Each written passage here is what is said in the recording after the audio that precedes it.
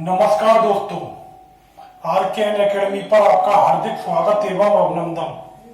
दोस्तों, इस चैनल को सब्सक्राइब जरूर करें जिससे आने वाली अपडेट आपको समय पर प्राप्त हो सके।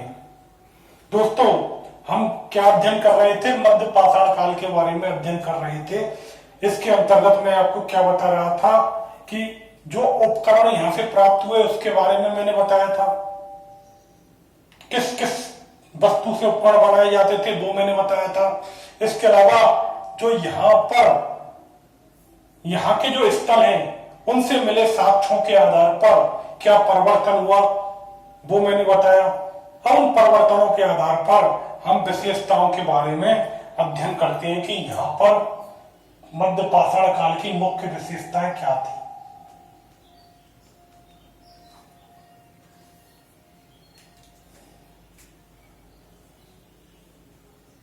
जीवन शैली कैसी थी? आखेटक व संग्राहक।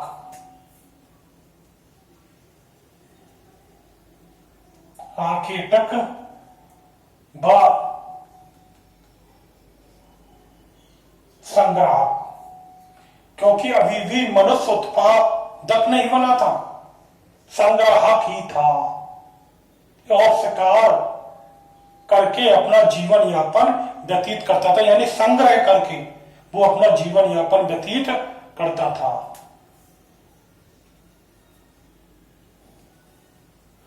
दूसरा क्या परिवर्तन हुआ? आग की खोज। आग की खोज जो हुई थी वो मध्य पाषाण काल से हुई थी। इसके स्पष्ट उदाहरण सराय नहर से हमें मिलते हैं, जो मैंने आपको पिछली क्लास में बता दिया था। और इससे क्या परिवर्तन हुआ? अब व्यक्ति जो मांस खाता था वो पका हुआ खाता था, मांस पका हुआ खाता था, यानी कि इससे पहले वो कच्चा मांस खाता था। अब उसने क्या किया कि जो खाने में परिवर्तन कर दिया और वो पका हुआ मांस खाने लगा। इसके अलावा क्या परिवर्तन हुआ? चौथा हुआ मृद भांडों की खोज। हस्त निर्मित, तो हस्त निर्मित मृद भांडों की खोज हुई। चौपानी मांडो और बाबर से इसके स्पष्ट साक्ष्य मिले। तो क्या हुआ कि मध्य पाषाण काल में व्यक्ति का जीवन आकेटक व संग्राहक बना रहा भी, लेकिन आग की खोज हुई जिसका परिणाम क्या हुआ? वो पका हुआ मांस खाने लगा, मृद भांडों की खोज हुई। इसके बाद अंतिम संस्कार के बारे में जानकारी पहली बार।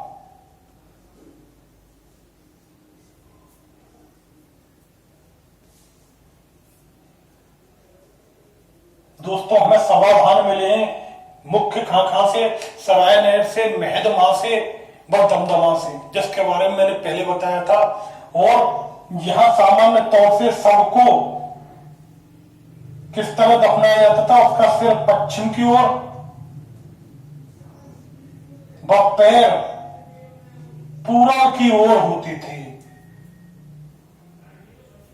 और अंतिम संस्कार जब होता था तो उसके साथ उसके जीवन की उपयोगी वस्तुएं उसके साथ रख दी जाती थी, जैसे खाने की वस्तुएं या और सामान जैसे आभूषण वगैरह। ये क्यों रखा जाता था? ऐसा लगता है ये लोग अपने लोकोत्तर जीवन में विश्वास रखते थे। इसके अलावा स्तंभ गर्त व गर्त चूल्हे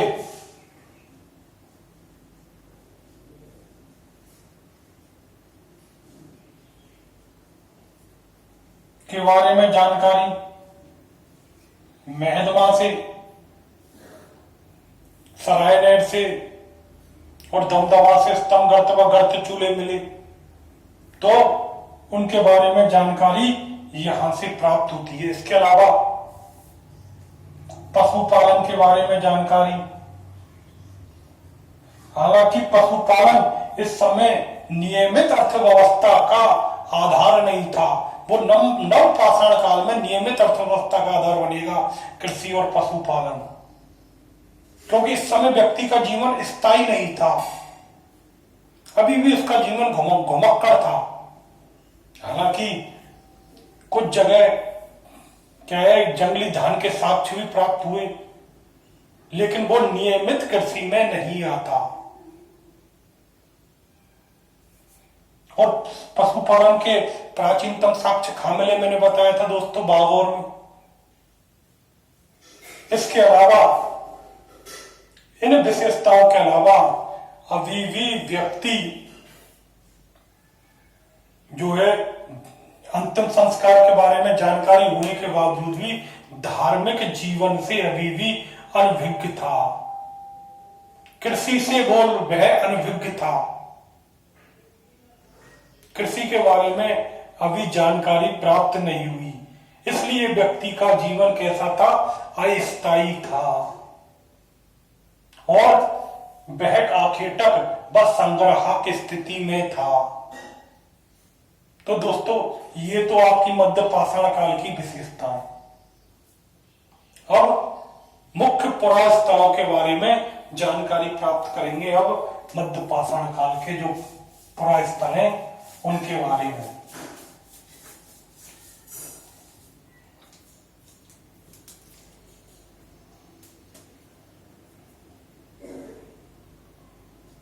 पुरास्थल, मध्य पाषाण काल के पुरास्थल। पहले पश्चिम में सबसे पहले राजस्थान। तो दोस्तों मैंने क्या बताया था, एक स्थल बताया था बागौर, पहले मैंने बताया था राजस्थान में भीलवाड़ा में, दूसरा है तिलवाड़ा,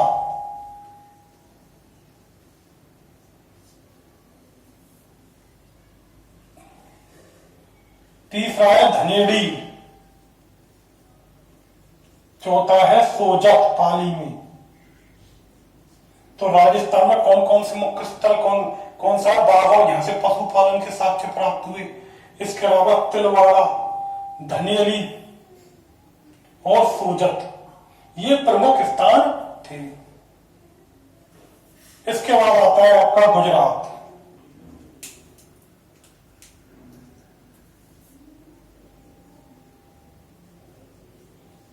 गुजरात में जो पुरास्थल थे उनकी खोज किसने की, एच.डी. सांकलिया महोदय ने। और मैंने पहले ही बताया था दोस्तों, मुख्य स्थल कौन सा था, लंगनाज। मुख्य स्थल कौन सा था, लंगनाज। इसके अलावा हरसवाड़ा,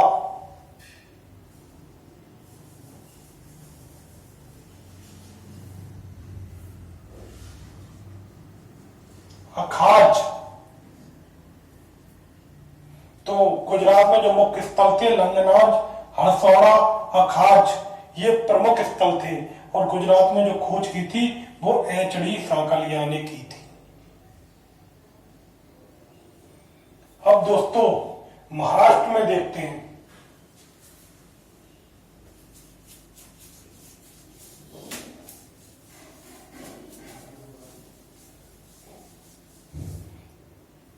उससे पहले गुजरात में जो मुख्य स्थल जो मिले वो माही, ताप्ती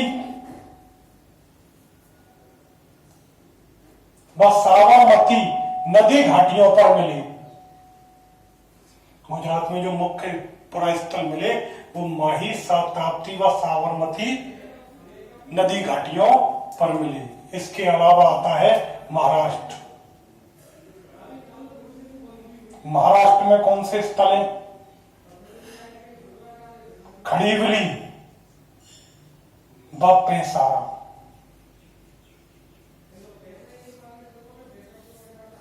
ये प्रमुख स्थल हैं। इसके अलावा उत्तर में देख लेते हैं दोस्तों। उत्तर प्रदेश में कौन सा स्थल है? चौपानी मांडू।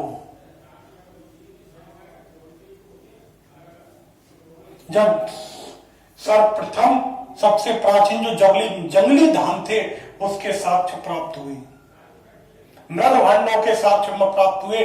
विश्व के सबसे प्राचीन जो मृदभांड थे वो चौपानी मांडू से मिले। दोस्तों मैं पिछली क्लास में ही बता चुका हूं। इसके अलावा प्रतापगढ़ से कौन कौन से स्थल मिले उत्तर प्रदेश से? सरायन है, दमदमा, मेहदमा। इसके अलावा मिर्जापुर,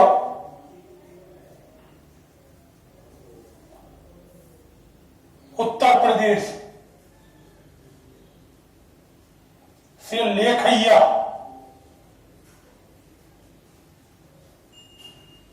बगनी घोर। तो कौन कौन से स्थल मिले दोस्तों उत्तर प्रदेश से?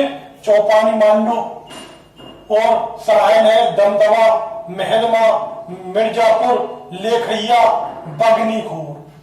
ये प्रमुख स्थल थे, ये थे उत्तर में। इसके अलावा दोस्तों कश्मीर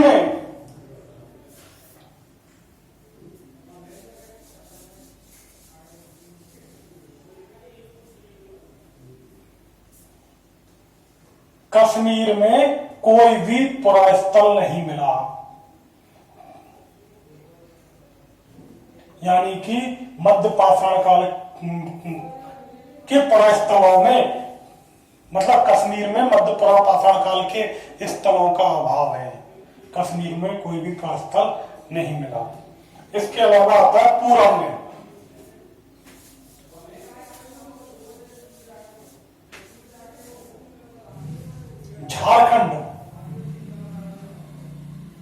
झारखंड में दोस्तों कौन सा है? रांची।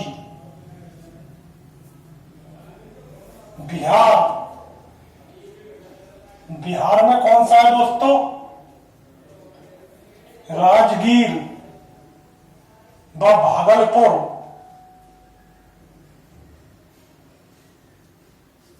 राजगीर व भागलपुर। पश्चिम बंगाल वीरभानपुर। खोज किसने की इसकी दोस्तों? बीवी लाल ने 1954 में। इसके अलावा उड़ीसा,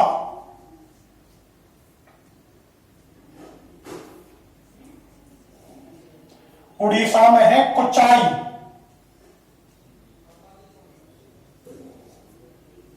उड़ीसा में कौन सा है? कुचाई। सुंदरगढ़,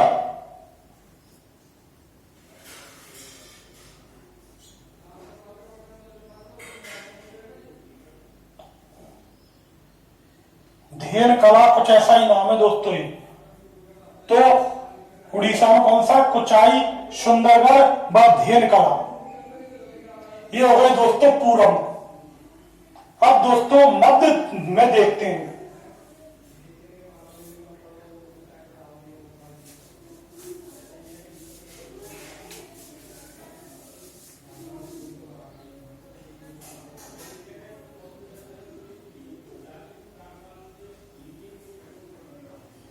मध्य प्रदेश में कौन से?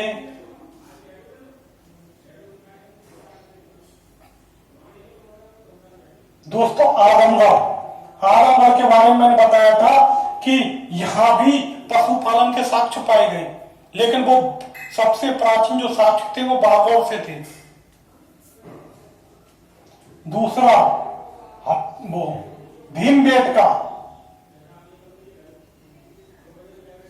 और भीमबेटका से चित्रकारी के साक्ष्य प्राप्त हुए। रॉक पेंटिंग के प्राप्त भीमबेटका से प्राप्त हुई। इससे जो भीमबेटका की गुफाएं हैं वहां जो चित्रकारी हुई है उससे मनुष्य की जीवन शैली व उसकी रचनात्मक स्थिति का ज्ञान प्राप्त होता है।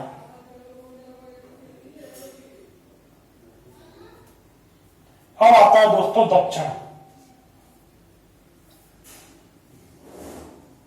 आंध्र प्रदेश,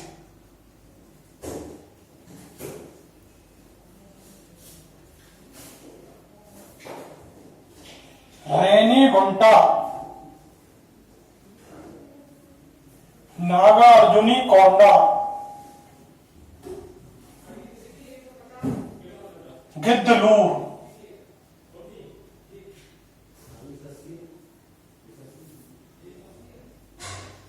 कर्नाटक,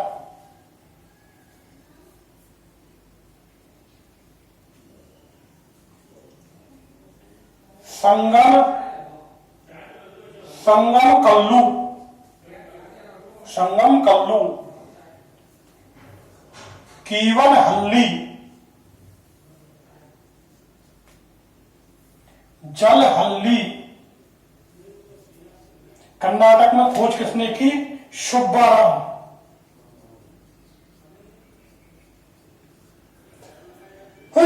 कर्नाटक में जो खोज की थी वो सुब्बाराव जी ने की थी।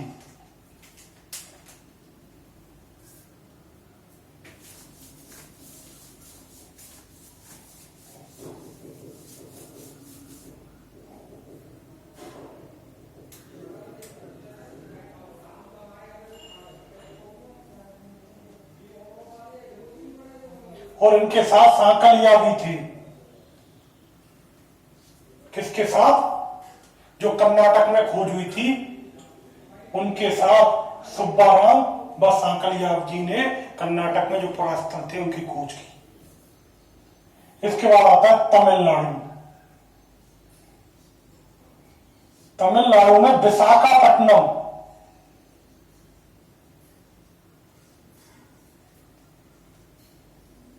में 13 स्थान पर यहां इसके साक्ष्य मिले।